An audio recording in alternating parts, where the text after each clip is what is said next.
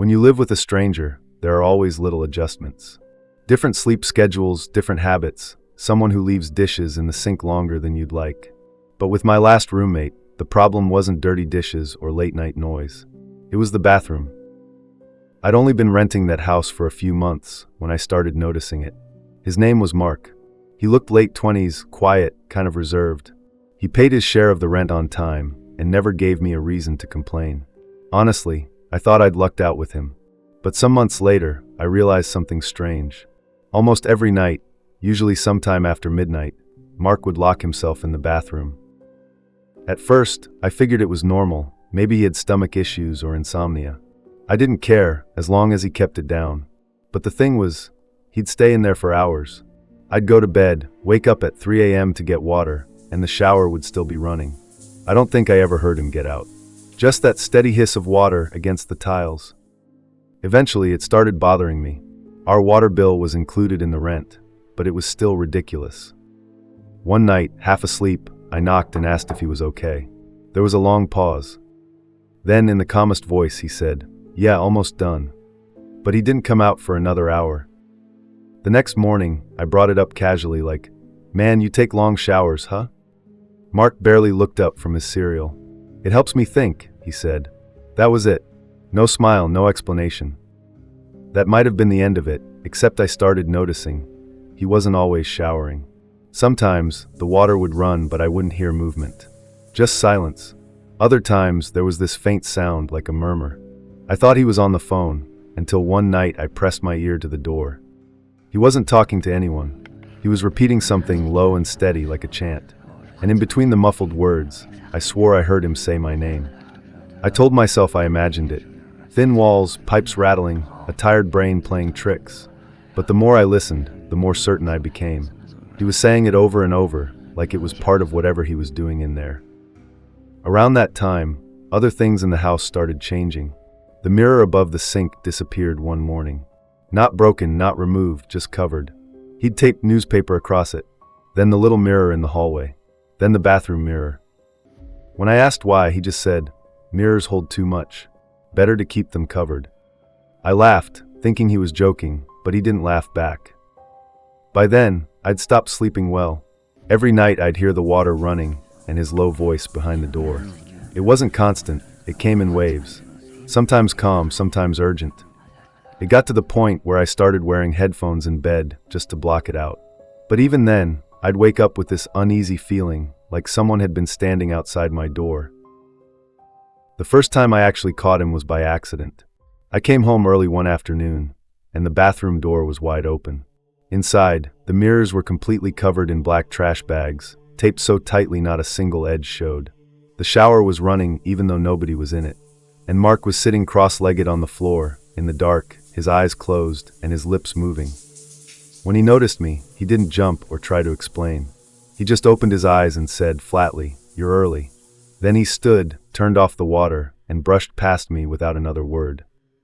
I stood there in the steamy bathroom, staring at the taped mirrors, wondering what the hell I had just walked in on. After that, I tried to avoid him. I'd leave the house during his late-night bathroom sessions, or turn my music up so loud I couldn't hear him. But one night, I couldn't take it anymore. The whispers were louder than usual, sharp, almost frantic. I knocked. No answer. I pounded harder. "Mark, what the hell are you doing in there?" Still nothing. Just the water, and the steady sound of him muttering. I don't know what came over me, but I grabbed the handle and turned. It wasn't locked.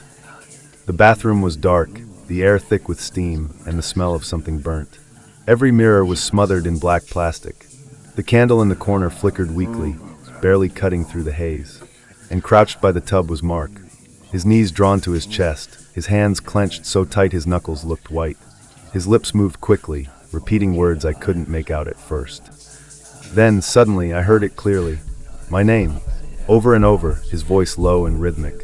He froze when he realized I was standing there. Slowly, his head turned toward me. His face was pale, his eyes wide, and yet he smiled like he'd been expecting me all along. His voice was barely above a whisper when he said, "It's working. You're part of it now." Then he patted the tiles beside him, never breaking eye contact. "Come closer. You need to see." For a few seconds, I just stood there in the steam-filled bathroom, unable to move. Mark's eyes glowed in the flickering candlelight. His voice was calm, almost gentle, as he repeated, "Come closer. You need to see." Every instinct in me screamed no. But something about the way he said it, slow, deliberate, like I was already caught in whatever he was doing, pinned me to the spot. I didn't move closer. I turned and walked out. I didn't slam the door, didn't yell. I just walked back to my room, locked the door, and sat there on the edge of my bed, trying to process what I had seen. The chanting, the blacked-out mirrors, the way he had been crouched like a child in timeout, only to smile at me like he'd been waiting for me all along. I didn't sleep that night. I left my lamp on, listening to the faint sound of the shower running until sunrise. By morning, he was gone. The bathroom was spotless. No trash bags, no candle, no sign of anything. For a moment, I thought maybe I had dreamt it all. But then I saw it, a single wet footprint just outside my bedroom door. Over the next week, things spiraled. Mark barely spoke to me. When he did, it was clipped and unsettling. He never looked me directly in the eyes anymore, just slightly past me, like he was focusing on something just over my shoulder. The bathroom visits didn't stop. If anything, they got worse. Now it wasn't just water running. I'd hear thumps, like fists hitting the walls, or the sound of something heavy dragging across the tiles. One night, I finally shouted through the door, "What the hell are you doing in there?" This time he answered right away, "Keeping us safe." Safe from what? He never said. The strangest part was the mirrors. I had uncovered the bathroom mirror after that first night, but within hours, he had taped it back up. Then he did the same to the mirror in my room. I ripped it down in anger, but the next morning it was covered again, this time with duct tape so strong I couldn't peel it off without tools. When I confronted him, he just smiled faintly and said, "You'll thank me soon." I started avoiding my own bedroom, spending nights on the couch instead. But it didn't help. I'd wake up to faint whispers right by my ear. Sometimes it sounded like my name, drawn out like a prayer. Other times, it was Mark's voice speaking words I didn't recognize. And then came the night I saw him in the hallway. It was around 2 a.m. I had woken up thirsty and headed for the kitchen. As I passed the bathroom, I froze. The door was wide open. No steam this time, no running water. Just Mark, standing perfectly still in front of the mirror, his hands pressed against the black plastic like he was trying to feel through it. He didn't even flinch when I whispered his name. Then slowly, he turned his head toward me. His eyes looked wrong, bloodshot, unblinking, like he hadn't slept in days. "You shouldn't be up," he said softly. Before I could respond, he stepped aside. And that's when my eyes caught something behind the taped plastic that looked like it was moving. At first I thought it was just the reflection of candlelight. But the more I stared, the clearer it became. It was like a shifting, shadowy figure, pressing against the inside of the mirror from the other side. Mark leaned in close, whispering almost reverently, "They're almost here." I panicked. I shoved him out of the way and ripped the plastic down. The mirror was normal. Just glass. No figure, no shadow, just my terrified face staring back. Mark laughed softly, shaking his head like I had ruined something delicate. "You shouldn't have done that," he whispered. And then he walked past me into his room and locked the door. That night I didn't sleep at all. Every creak of the house made my stomach twist. Around 4 a.m., I finally decided I couldn't stay there anymore. I packed a bag and sat waiting for the first hint of daylight so I could leave. But just before dawn I heard it. Not from the bathroom this time. From inside my room. A steady, low whisper. My name, repeated over and over. I crept toward the door, my heart pounding. It sounded like it was coming from the mirror, the one he had covered in duct tape. I pressed my ear against it, and I swear to you, someone whispered back. Not Mark. Not me. Someone else. I waited for sunrise with my bag already packed, my whole body tense, rehearsing how I'd leave without him noticing. When the first gray light spilled through the blinds, I grabbed my bag and went for the door. But when I reached the hallway, the bathroom door was open again. No steam, no water, just the mirror, uncovered. I froze. For a heartbeat, I could see myself reflected perfectly. Then the surface rippled, like someone had brushed their fingers across still water from the other side. Behind me, the floor creaked. "Leaving already?" Mark's voice drifted from somewhere, but it didn't sound like his bedroom. It sounded closer. I spun around. The hallway was empty. I backed toward the front door, fumbling with the lock, my eyes still on that mirror. The rippling stopped. My reflection smiled, but I hadn't. That's the last thing I remember clearly. Sometimes I tell myself I made it out, that I walked out of that house and never looked back. Other times, when I wake up at 3 a.m. and hear water running in my bathroom, I'm not sure at all.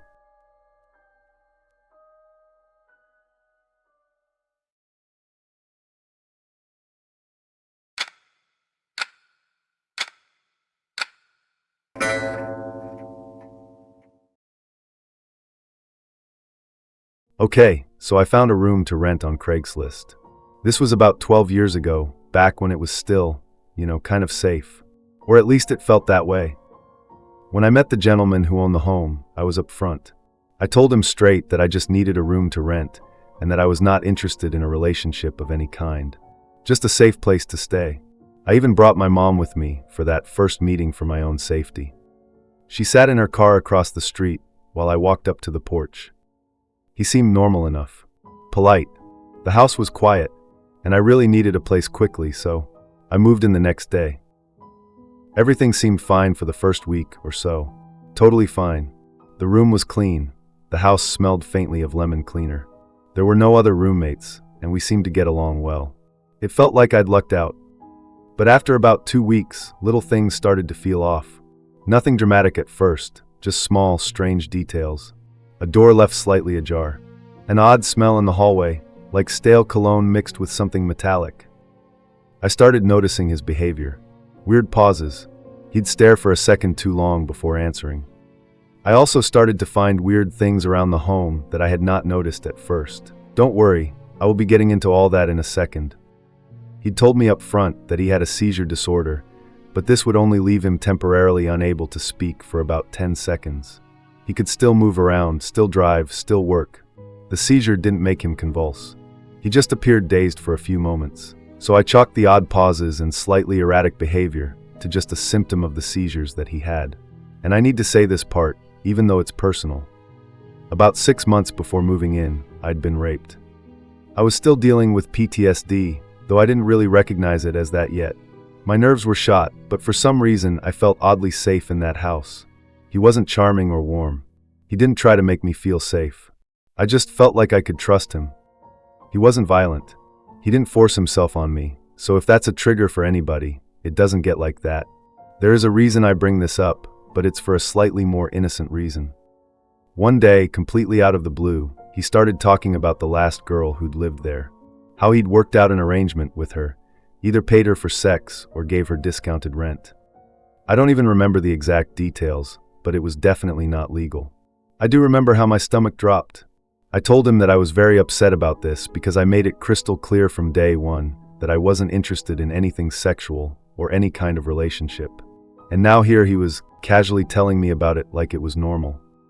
He didn't know about my assault, but I was still very angry because he had sworn up and down that he wasn't looking for anything like that either, and he just really needed help paying the bills. I told him straight up that I wasn't okay with that, and that I'd move out if anything like that was expected of me. For the next month, I kept my distance and just tried to avoid him as much as possible. Occasionally, he would bring up little sexual comments, then quickly apologize when I gave him a dirty look. He also claimed he'd suffered a traumatic brain injury. I still don't know to this day if he was lying about all of that or it was just a way to excuse his behavior. I didn't want to get really upset and start a huge fight if he genuinely didn't remember what he had just said. I would just once again reiterate that I would need to move out in a month if he continued bringing it up, because I was renting month to month. Then one day he asked me if I wanted to play with him to get half my rent knocked off. I told him no. And then came the day I'll never forget. I was outside in the backyard smoking a cigarette, trying to calm my nerves, and I noticed the tool shed. I'd seen it before but never really paid attention. That day though, I was bored, curious. I decided to just peek inside, so I opened the door. Inside, the smell hit me first, old wood and dust. Strange tools lined the walls. Not hammers or saws. Something else.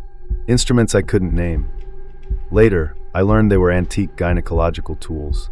Yeah, you heard that right. For a second, I thought this man was committing horrific crimes and hiding evidence in his backyard. My heart was pounding. But when I asked him about it, he laughed and said it was just a weird fetish collection of his. And honestly, everything looked dusty, untouched. Maybe it was true. The next day, he went to work and, for once, left his bedroom door open. I should have kept walking, but I peeked in and froze. There was a cage in the corner. Inside it, a mannequin, whips, flogs, sex toys, restraints, even this bizarre contraption that looked like it trapped your arms. It looked like a BDSM dungeon. I pulled out my phone, snapped pictures, and immediately sent them to my mom and sister. My hands were shaking so bad I almost dropped the phone. I was starting to fear for my safety at this point.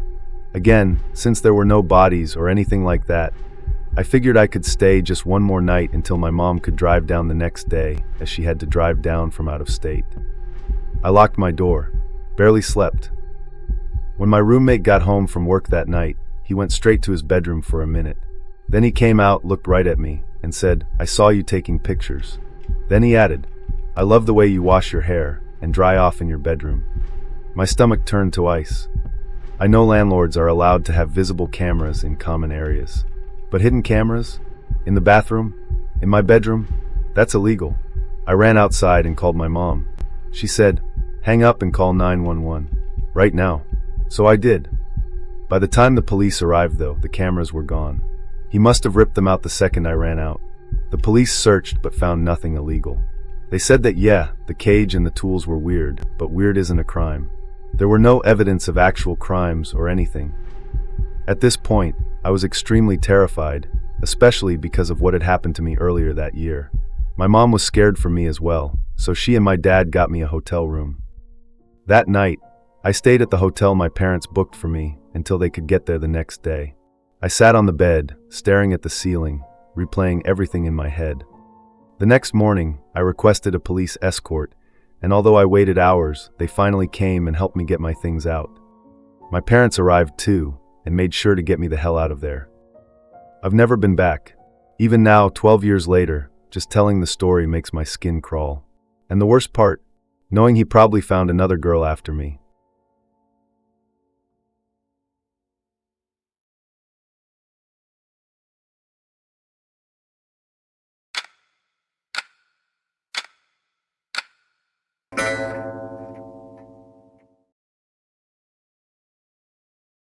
I never thought I'd say this, but the creepiest thing about living with my old roommate wasn't the late-night noises, or the way she always seemed to hover in the kitchen when I was hungry. It was what I found under my mattress. When I moved into that tiny apartment, I was just relieved to finally have my own place. Well, almost. Rent was too high for me alone, so I agreed to split with a girl named Emily. She seemed normal at first. Quiet, polite, always smiling a little too wide, but honestly, I brushed it off. For the first 2 months, everything felt fine. She'd make tea for both of us, clean the dishes before I even noticed they were dirty, and she'd often ask if I wanted her to help organize my side of the room. I thought she was just trying to be helpful, but looking back, that should have been my first red flag. One night, I came home from a late shift at work. Emily was already in bed, lights off, pretending to sleep. My side of the room, though, looked different. My blanket was tucked too neatly, my books stacked like someone had been showing off their organizational skills. At first, I thought, wow, she actually tidied up for me. But when I crawled into bed, something didn't feel right. The mattress seemed slightly lifted, like someone had messed with it. The next morning, curiosity got the best of me. I pulled my mattress up, and that's when I found it. A notebook. Plain black cover, no label, no name. I opened it, expecting maybe some old notes from a previous tenant. But the second my eyes hit the page, my stomach dropped. It was Emily's handwriting, and every single line was about me. At first, I thought it was just harmless observations. 7:45 a.m., she ate cereal again. She wore the blue sweater with jeans. She hummed in the shower. But the deeper I flipped, the more uncomfortable it got. 10:12 p.m., she stayed on the phone with her mom for 23 minutes. Laughed 6 times. Her laugh is nicer when she's tired. She was documenting me, like I was some kind of experiment. The entries went on, pages filled with the smallest details. What time I brushed my teeth, how many times I opened the fridge before deciding what to eat, when I sighed, when I scratched my arm, when I looked at myself in the mirror. I slammed the notebook shut, my heart racing, because this wasn't just weird, it was invasive. I shoved it back under the mattress, trying to act normal, but suddenly I felt like I was being watched in my own home. And then a week later, I realized Emily had noticed. She asked me one morning, real casual, "Hey, did you find anything weird while you were cleaning your bed?" I froze, my spoon halfway to my mouth. I lied. "No, why?" She just smiled, wide, unsettling, and said, "Just wondering." That night, I checked under my mattress again. The notebook was gone, but a new one appeared 2 days later. This time, it wasn't hidden under the mattress. It was tucked inside my pillowcase. And when I opened it, the tone of the entries had changed. They weren't just observations anymore. They were thoughts. Her blue sweater would look better on me. I think she suspects something. She doesn't appreciate how much I notice her. Maybe she should. I didn't sleep that night. Every creak of the floorboards, every whisper of the pipes, I swore I heard her moving around outside my door. I considered moving out, but the lease had both our names on it, and I didn't have the money to break it. So I told myself maybe she was just eccentric, maybe writing was her outlet. But then one evening, I came back to find my clothes rearranged in the closet. Not just folded differently, but matched into outfits I never put together. Outfits Emily had complimented me on before. And when I went to bed that night, a sticky note was waiting on my pillow. It read, "Wear this tomorrow. You'll look pretty." Things escalated fast after that. I didn't know what to do. I called my mom, begged her to let me come back home for a while, but Emily hovered near me the entire time I was on the phone, pretending to water the plants that didn't need watering. That night, I decided to check her side of the room. I knew it was risky, but I had to know how deep this went. Inside her nightstand drawer, stacked neatly, were at least 6 more notebooks, all filled with entries about me. Some of the most recent ones weren't just notes. They were plans. She wrote things like, "Soon, she'll see how much I care. Soon, she won't need anyone else. Soon, she'll understand." I grabbed my backpack, shoved some clothes inside, and decided I was leaving, lease or not. But when I turned around, Emily was standing in the doorway, notebook in one hand, pen in the other. She smiled and said, "You weren't supposed to see those yet." The way Emily stood in the doorway that night, it wasn't anger on her face. It was satisfaction, like she had finally caught me in the act. And in that moment, I realized she wasn't just watching me. She was planning something. I tried to play it cool. I laughed nervously, like I had just stumbled onto something embarrassing. "Sorry," I muttered, clutching my backpack. "I was just looking for a charger." But Emily didn't move. She leaned against the doorframe, tilting her head. "You shouldn't be in my things," she whispered. "But I guess it doesn't matter now." My heart pounded so loud, I was sure she could hear it. I thought about making a run for it, pushing past her. But Emily was smaller than me, and still, there was something about the way she looked at me, like she'd already calculated my every move. She stepped into the room, closing the door behind her. "You know," she said, flipping open her notebook, "you move your lips when you dream. I think you're talking to someone, but not me." I wanted to scream, but I forced myself to stay calm. I told her that this living situation wasn't working out and that we need some space. Her smile didn't fade. "Oh, I agree. Space. That's why I made a list." And she held up the notebook, pages covered in bullet points. I don't know what came over me, but I lunged forward, snatched the notebook from her hand, and shoved her aside. She gasped, not out of pain, but out of pure rage. I ran, down the hall, into the kitchen, fumbling for my keys. Behind me, I heard her bare feet slapping against the floor. By some miracle, I got the door unlocked and stumbled into the hallway. My hands were shaking as I bolted down the stairs and out onto the street. I didn't stop until I was 3 blocks away, bent over, gasping for air. Only then did I dare to open the notebook. The pages weren't just observations anymore. They were timelines, plans. Day 1, make her comfortable. Day 12, adjust her routines. Day 30, she will see I'm what she needs. Day 45, begin transition. Day 50, final step. I checked the date. That night, the night I ran, was day 50. I crashed at a friend's place after that, told them some watered-down version of the story, just that my roommate was unstable. I was too embarrassed to admit how far it had gone, how blind I'd been. The next day, I went back with a friend to grab the rest of my things. Emily wasn't there, thank God. We loaded everything fast, barely speaking. But when I lifted my pillow, something slipped out. Another notebook. This one was brand new, only the first page filled in. It read, "Day 51, she thinks she's safe."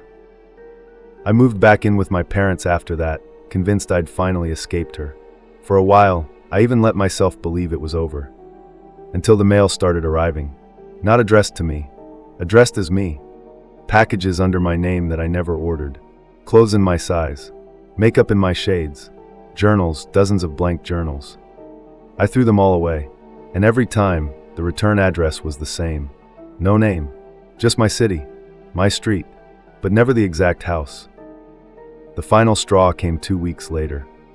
I came home from running errands, carrying groceries inside, and taped to my front door was a small envelope.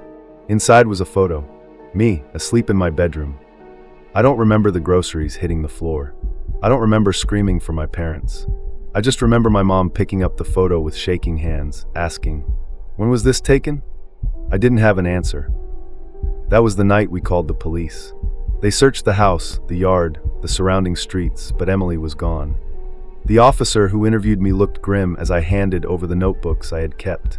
His words still echo in my mind. She was building a timeline, a pattern. These weren't just journals, they were steps towards something. For weeks, I was genuinely restless and kept thinking what she was up to next. But eventually the packages stopped. Life went back to a fragile kind of normal. I'd like to say I've moved on, but the truth is, I haven't. Because sometimes when I wake in the middle of the night, I swear I still feel it. The weight of her eyes watching me, writing me down. And though the police never found her, I know Emily's still out there, and I know she's still writing.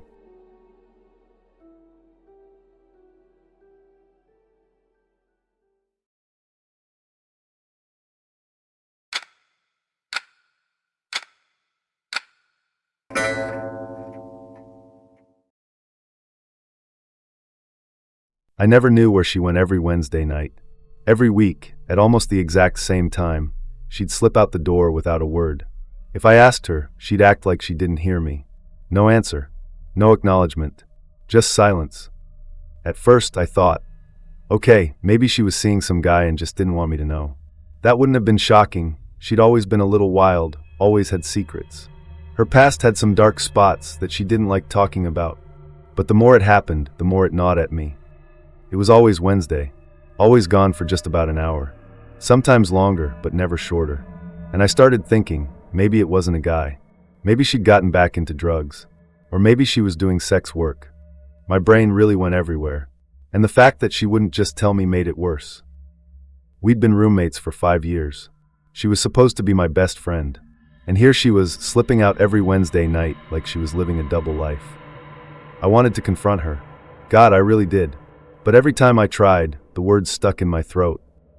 I kept picturing her snapping at me, accusing me of being controlling, or a bad friend, or worse.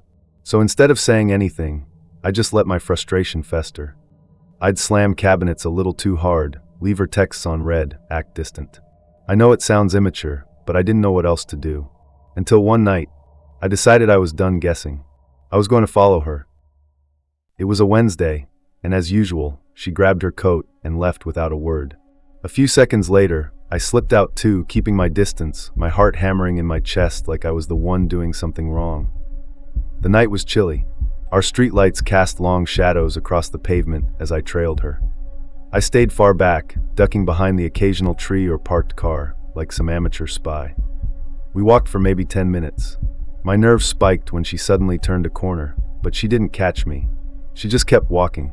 And then, she stopped in front of a church. A church. I actually laughed under my breath. I'd been spinning theories about drugs, about shady men, about who knows what. And she was just going to church? I stood there for a second, shaking my head at myself. God, I felt stupid. She went inside. I didn't follow her in. Instead, I turned back and headed home, trying to shake off the guilt of basically spying on my own roommate. Maybe she was embarrassed about being religious. Maybe she just wanted privacy. Whatever it wasn't worth the paranoia I'd worked myself into. By the time I got back, I decided to just let it go. I put the kettle on the stove, sat down on the couch, and told myself, maybe, just this once, I didn't have to know everything. An hour passed. The front door clicked open. I expected her to come in quietly, like usual, maybe toss her bag down and head to her room. But this time, she wasn't alone. I froze. I couldn't see him from where I sat, but I heard a man's voice in the living room with her. He sounded calm, almost like a counselor. And then I heard him ask, "So, please tell me again what you told Sister Angela a few weeks ago." There was a pause. Then my roommate's voice, steady, almost casual. "My roommate killed herself 4 months ago, but I believe she's still here." The kettle on the stove began to hiss, and I realized I hadn't moved a muscle. The words rattled in my head. My skin went cold. I wanted to stand up, to say something, anything, but I couldn't move. The man spoke again, his tone calm, almost clinical. "And you still hear her? You still feel her presence?" "Yes," my roommate answered without hesitation. "She sits in the living room sometimes. She moves things. I can feel her watching me when I sleep." I felt sick. My hands started to shake. She was talking about me. Me, sitting right there in the kitchen, listening. The kettle's hiss broke through the silence, and I scrambled to shut it off before they heard. My hands shook so badly I almost burned myself on the steam. When I turned back, I heard the man again. "Do you think she knows she's dead?" My roommate let out a soft laugh.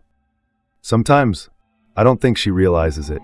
That's why I meet here every Wednesday. To talk about her. To help her move on." My chest tightened. Move on? She thought I was a ghost. I backed into my bedroom, closed the door quietly, and pressed my ear against it, trying to catch more of their conversation. But their voices had dropped. Low, muffled. I sat on the edge of my bed, staring at the dark window, barely breathing. I kept telling myself, "I'm here. I'm alive.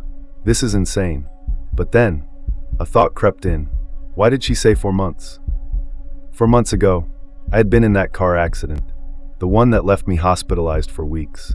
I remembered waking up disoriented, confused, feeling like time had skipped. For a while, even I wasn't sure if I'd make it. Is that what she was talking about? Did she convince herself I never came home? Or was it something else? After what felt like an eternity, I heard the front door open and shut. Footsteps fading away. I crept out of my room. The apartment was empty, except on the coffee table sat a single folded piece of paper, my name written on the front.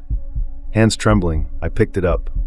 Inside, in her handwriting, were 3 words. "I see you." That night, I didn't sleep. I sat awake in bed, every muscle tense, listening for her footsteps, for the creak of her door, for anything. When she came home the next day, she acted completely normal, like nothing had happened. She made coffee, hummed to herself, asked me if I wanted to order takeout later, and I played along. I laughed. I answered. I pretended everything was fine, because what else could I do? I had seen her write those words, and deep down, I wasn't sure if she thought she was warning me, or reminding me. Even now, after all these years, I still don't know which possibility scares me more.